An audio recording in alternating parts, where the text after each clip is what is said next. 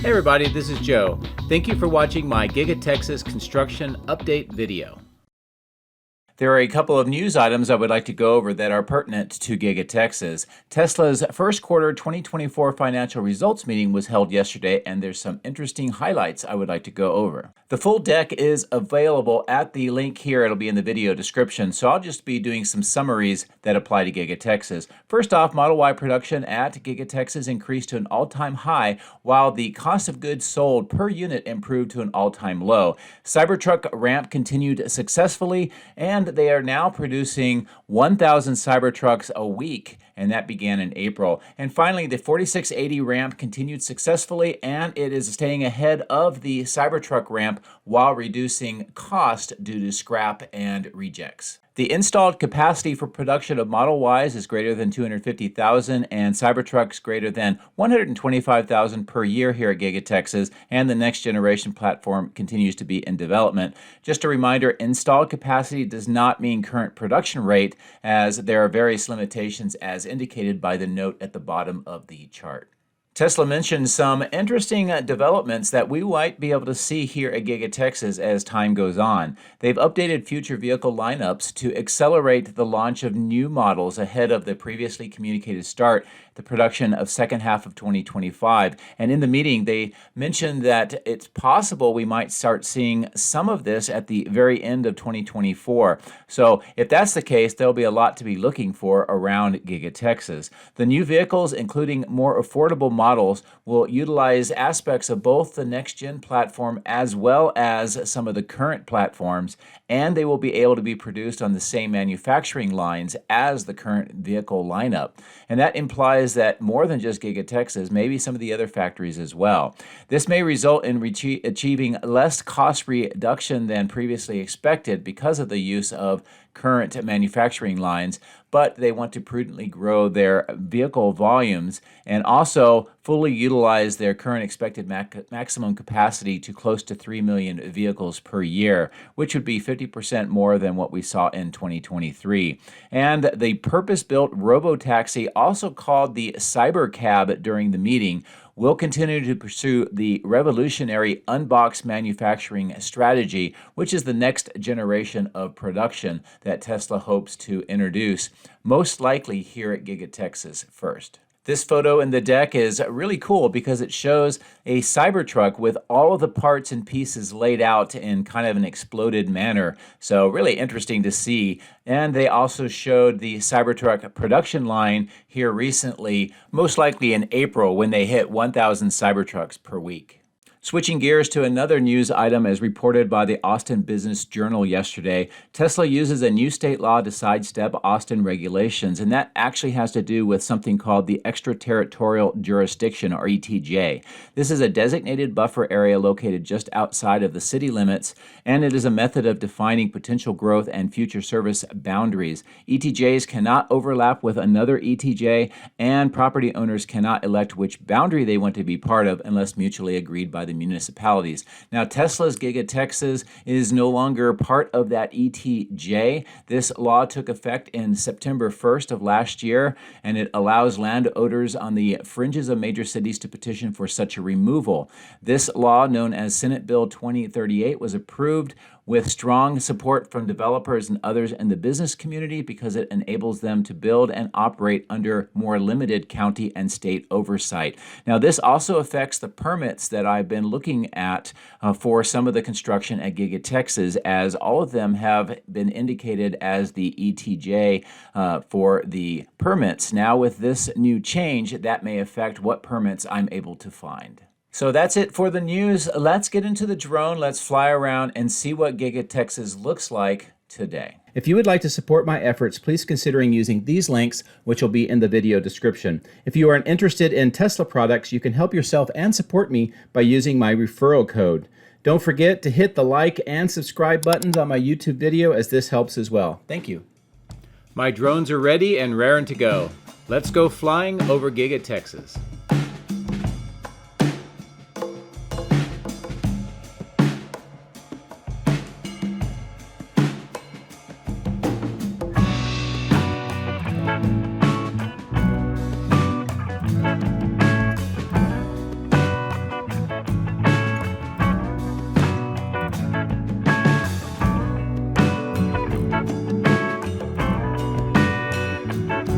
Happy Wednesday here at Giga-Texas. Low clouds and some mist this morning, but otherwise I think things are looking great, especially after the financial results meeting yesterday.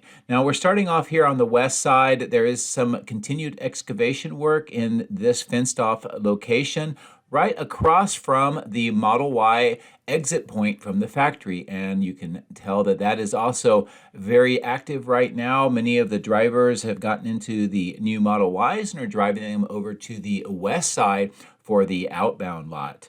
Good look at the main entrance as well, and I'm going to continue to fly to the south along this part of the kind of the road and parking lot, so you just get a good view of the activity around the building, and also on the right hand side of the screen as well, with all of this equipment and some of the vehicles as well. Now next to this trailer we see 5 Cybertrucks, and on the other side of the road we see looks like about 10 of them that had just exited the factory. You can see that opening next to the lower or the smaller of the loading platforms that also has that covered chute for some of the rubbish as well.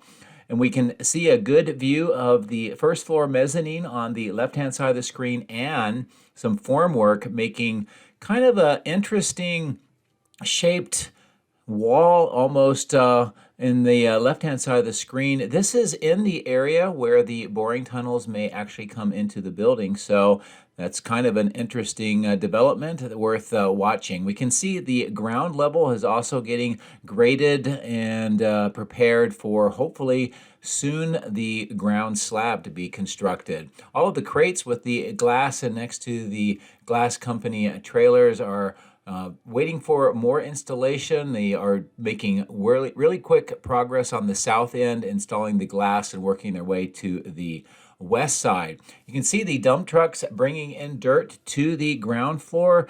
That is a preparation of the grade for that ground slab, and they are also filling it up to the really tall concrete bases for the columns, and that's also the top of the vault that we can see on the ground floor as well. The parapet wall is being constructed on the roof section to make it look like it's all even across the face of the building. And as I bring the drone down, is a good view of the mounts on the beams for the glass, the work that's going on the ground next to that underground vault that's covered with concrete, and all of this is being raised up for that ground slab, as we've mentioned. More of the black frames for the glass, and the glass has been installed now well past the center line of the south end. These workers are taking a look at the perimeter grade beam where there will be a cutout that goes into that another one of those underground vaults, and there are 3 of them that are evenly spaced along the ground floor on this south end of the new structure. As we get to the southeast corner and we wrap around the building, this is a good look at the materials, some of the rebar, some of the beams on the left, the temporary stairs on the left as well, and of course this mystery structure now getting roof segments. You can see the red platforms. They're supporting the forms for that concrete pour. Some people have suggested maybe this is a kind of a bus stop, and that is as good of a guess as any that I have heard. So we'll continue to monitor this and see what this will eventually become. As I come up over the parapet wall and look at the roof structure, we see that crews have been busy installing the 2 layers of insulation, and also that white section, that is the weatherproof membrane that has been rolled out on top of the insulation. So they are moving really quickly in putting in the roofing, at least on this portion of the steel structure. Speaking of which, we see a lot of steel items on the ground prepared for being picked up by the crane. In fact, that is what's going on at the moment of this flight. You can see that beam being held up, and the workers, the steel workers, walking across the beam that is still being suspended by the crane as they affix it to these columns. Quite an interesting job that they have, and the work that they do is amazing. More good look down at the steel that is waiting for assembly, and down next to that extension of stamping 2, that doorway, that's where the Cybertrucks used to come out of the factory and then go through until the construction here got too much and they had to relocate to the west side. Some more trench work next to the receiving door on the left, and of course the steel with more of the roof and the floor decking materials have been brought up and placed onto the beams. This opening in between the two structures is for the crane so that they can get in and out of this section. This crane is busy picking up steel items, and we can also get a much better view of this mystery structure with at least, I don't know, maybe 20% of the roof sections already poured in concrete, and we see more of the scaffolding being erected to continue to work to the south. As I pull back, this is a good view of the tanks and all of the steel that is around the tanks now, forming the building that connects to the original angled wall. Good view of the multi-level parking garage and the cathode and die shop in the upper part of the video, but we'll start here and take a look at all of the ducting that has been delivered for this opening. We see one of them is now in the process of being installed. This gives you a good indication of what this will look like when it is all the way completed. We also see some great material that has been installed just to the left of that one duct that has been installed already. So that's a really good view of that work that is going on here on the body in white roof, and a good view of the multi-level parking garage with markings now on the roof section for parking, and that extends through the ramps as well. And we can also see that concrete has been poured on more than half of the ground floor, and I would presume that the upper floors above the ground floor and below the roof has also been poured at this time. This intersection where Robotic Avenue, which goes up to the north, and River Road that goes to the southwest, is definitely coming along. The grade work has made a lot of progress, and it looks like the surface where the road will be is getting close to the point where they could begin that construction. Here's just a good view showing River Road off to the left, going to the south of the new extension of the building. Also what the extension of the building looks like now, and the large pond that may be retained as part of the landscaping for this part of the site. And a good view of Robotic Avenue's paving that goes off to the right. And also we can see there's this one section remaining that needs to have the rebar mesh and the concrete poured for the roof section to be completed, and another good look at all the paint marks on the roof here. So let's cross over the factory and head over to the west side, and let's take a look at the activity that is going on the outbound lot, also the end of line structure, and some of the construction that is going on around here as well. You can see that there's earthwork to the right of the paved section where all the Cybertrucks are located. We don't see any Cybertrucks being stored on the east side of the end-of-line facility, but we do see a lot of activity at the superchargers, and all of this will get closer views here shortly. This large clearing area is being prepared for eventual paving, and it will extend the outbound lot all the way down to near where the trailers are located. Of course, the boring company's tunnel operation is in view in the center and the right of the screen.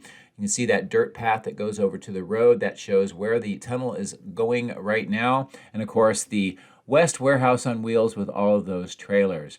So let's get in closer and take a look at the boring company operation.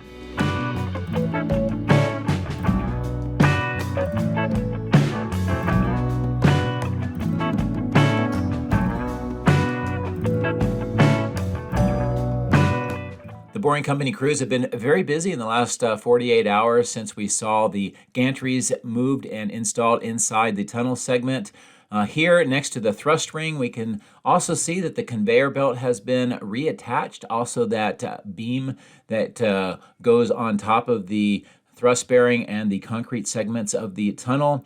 The orange and yellow item is a ducted fan with the ventilation duct going inside the tunnel. This is to provide air for crews that are working on the inside. We also see the tail end of the last part of a gantry sticking out of the tunnel and onto that ramp. Next to it, we see the tunnel segments, or liners as they're called, on the red and white liner truck getting ready to move in the inside, and a good look at the belt cassette with the conveyor system taking a 90-degree turn over into that spoils bin, and also the 3 tanks for the grout factory. The liners, or otherwise the tunnel segments on the ground, are still waiting for their opportunity to be installed. And, one of the interesting things about them is they do have a rubber gasket around to seal when they are installed. This is a good view looking across the road where the path of the tunnel is headed, and very close to that area we talked about earlier where they're doing that form work of walls just inside the perimeter grade beam. And another good look here at the operations. The liner truck on the left, or actually there's 2 of them, and that's what takes those tunnel segments in underneath the gantries and into the tunnel, where a robotic assembler picks them up and assembles each of the segments, very similar to what we see on the concrete in the middle of the screen. And the long trailer on the left is the control room that is used for the tunnel boring machine. So a good overall look at the activity here, and a lot of progress underway. We should see the boring tunneling operations resume very soon. Coming over to the West Warehouse on Wheels, I wanted to check on the progress of this trench where they've been installing concrete pipe segments and vaults. This is a good look at how it appears now. Mostly looks like the tunnel segments and vaults are installed, and they're starting to fill the trenches back up. So progress on this part of the site. As we fly over towards the outbound lot, this is a great opportunity to see the activity with both the Model Ys and the Cybertrucks, also the trailer trucks picking them up for transport to distribution sites around the Austin area. We also see here and there some more of that Quicksilver gray painted Model Ys. So it looks like those are continuing to be made here. So maybe we'll see that in the design studio on Tesla's website soon for the option for customers to purchase. On the north area here, this is where quite a few of the Cybertrucks are temporarily being parked. This may be just waiting for them to complete maybe the recall, or maybe they're getting new items in for that recall, so they have to install them, or maybe they just are making so many that they need to put them in a temporary spot. Now, at the financial results meeting, we heard that they have now reached 1,000 per week milestone. I think they'll probably continue to work at that level for a few more weeks, and then they will try to push that production up even higher. And a good view here on the east side of this extension of the outbound lot, and all of the vehicles being stored. More earthwork and vaults on the right-hand side of the screen, and we see that the test track is being used right now by a Cybertruck. And I will pivot the drone over so you can see them doing a little of the turn testing as well. And pretty much all of the vehicles are using this test track now, both Model Ys and Cybertrucks. This water tank and pressure sprayer is being used by an employee to clean off some of the mud off the bottom parts of the Cybertruck and the wheels. This is still inevitable because of all the construction here at Giga-Texas. And then we can see how the Cybertrucks arrive at the north end of the end-of-line facility, are kind of queued up, and then they enter in for their final processing, testing, calibration, perhaps alignments, and other final checks before they're ready for the outbound lot. And here's a good view from the north looking to the southwest of this entire facility, and how it looks here closer in today. As I mentioned earlier, no Cybertrucks being stored on this east side, but we can see that they are entering into that east side door. On the south end, the superchargers are once again very busy with mostly the Cybertrucks, but there are some Model Ys, and this seems to be the primary supercharger lot right now. There is another one over on the east side, the former testing and calibration lot. Those are being used for some of the Cybertrucks that are just being temporarily stored over there.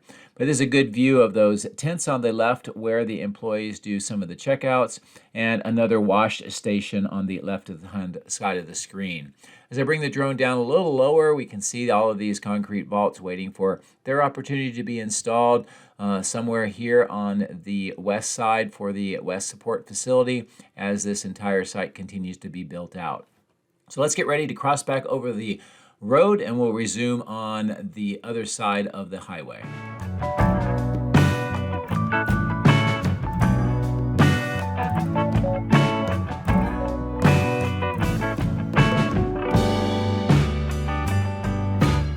As we come in closer and lower, I wanted to show you the progress on this section of the concrete that has been cut out and removed. Also on the right-hand side of the screen, you can see that recycling device that has been installed and is used to load up recycling materials into trucks. Here we see work on that opening with the green wall panels. Looks like there's a crane moving some equipment on the inside as well. The stairs are gone, and then this red item has some of these pipes that have been recently installed. Next to the 4680 production cell portion of the factory and the receiving doors for that section, we see more of the cans for the 4680s being recycled along with some additional material, possibly the material that is used and cut to make the cans. Again, I don't know if this is indicating a change in production or a different version, but we have been seeing a lot of those cans being recycled in the last couple of weeks. Moving to the northwest corner of the factory, this is where all of the construction continues to build out more production lines for 4680s on the inside. We see a lot of the ductwork on the right-hand side of the screen getting ready to be moved in. We also see a blue wall panel being installed on the opening above the middle of the temporary platforms or the platforms. So this shows that they may be getting ready to close this part of the factory in soon. And as we continue to fly across the face of the north end, these two ramps serve the paint shop. We see some of the racks for the bodies on the bottom right, and some materials have been delivered as well. Now there are some pretty big changes here on the northeast corner. We see all the racks with the castings, and those continue to be moved around. Also the new receiving door that was cut into the wall here and that temporary ramp, but we also see now cross-cutting or saw cutting of the concrete slab here for removal. So that work to redo a lot of the slab around this part of the building seems to be continuing and expanding. More castings on the left. And here shows these three receiving doors that have the threshold has been broken out. Some other equipment been installed inside. So I think those are eventually going to be removed. And of course, the clearing locations and areas for all of the work where the concrete used to be. And then here, all the screw type piers with those kind of square mounts on the top of each of the piers. With the rebar on the left, meaning that we're going to see all of this rebar assembled soon so we can see a slab, and hopefully then we'll get an idea of what this is exactly for. More work here on this area that still needs to have the final touches done before they can put the rebar and the concrete, and of course finish those enclosures around the receiving doors that have just the frames right now. Similar here, the frames for the receiving doors are on the ground waiting for assembly. The concrete has been poured and they've done the saw cut, so this will help relieve the stress in the concrete. So let's take a look now across the power lines over to the east temporary lot. Mentioned this earlier, these superchargers are being used almost exclusively now for the Cybertrucks, as is this lot.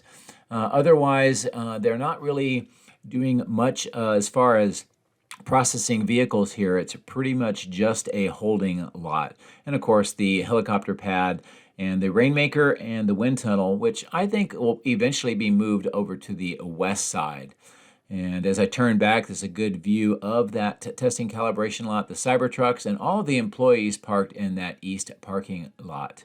As I pull back and show you the contractor trailers on the left and their vehicles, that's who is building the multi-level parking garage, I'll bring the drone down lower so you can see the pavement for Robotic Avenue, that is the extension to the south. Some of the concrete curbs along the median have been poured and completed.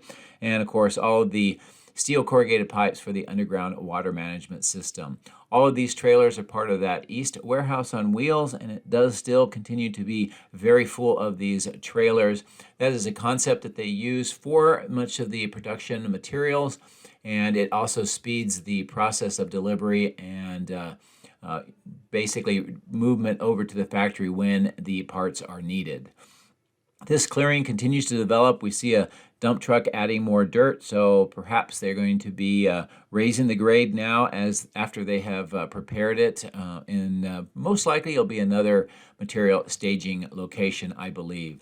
So let's take a look here at Tesla Road's extension on the center of the screen. Next to all of these steel corrugated pipes, we see some excavation work going on. It means that and this is where all those pipes are going to be installed. We see that concrete vault in place and shows where some of those steel pipes will eventually connect. As we fly over the power line and trees, we can get a good sense of the south end of the die shop, the main entrance with that new concrete landing next to the main door, and that receiving ramp on the left. All the paving has been completed, as well as the markings for parking spaces.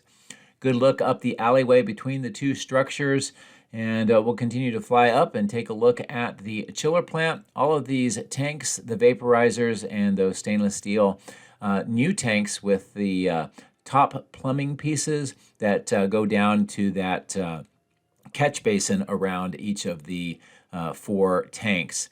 All of the pumps, heat exchangers, and pipes on this side of the roof of the chiller plant look completed. Still waiting to see what they're going to do with this open section. And we see some earthwork near where the temporary platform used to be, and that wall unit getting ready for that to be closed in permanently.